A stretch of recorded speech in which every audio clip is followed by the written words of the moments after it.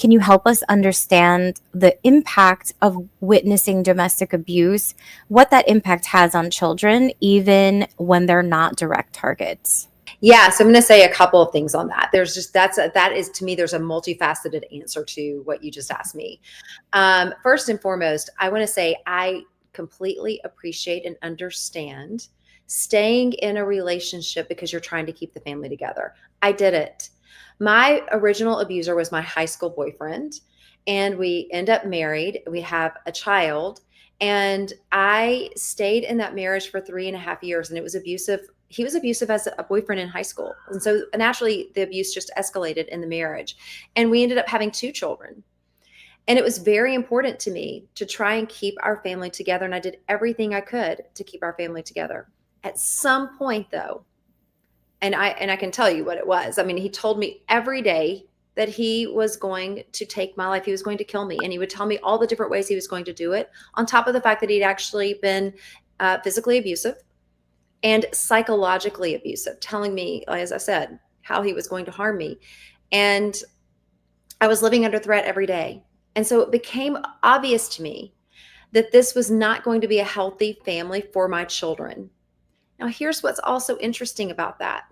It was already not healthy for my children. I left when my oldest was 3.5 years old. My daughter was 5 months old. And we often think that when we leave an abusive relationship when our children are infants, that's okay because they don't have any recollection or any awareness of the abuse. But Yeah. research actually shows us that that's not true. And here's why. It's brain development 101. When you're born, everything you experience in life is felt in your body. Every sense of safety you have comes from your environment. And when you're an infant and you're less than 2 years of age, you don't have words to verbalize what you're experiencing in your body. You're left trying to figure out how to stay safe and self-soothe in a terrifying environment, a volatile environment. And it's setting you up where patterns are already being developed in your body and your brain. And so your nervous system is already activated.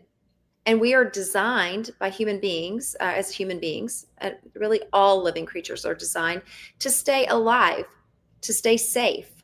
Our bodies work to keep us safe. And when there's a threat, our nervous system sends a signal out to our body that we're under a threat, and our body responds.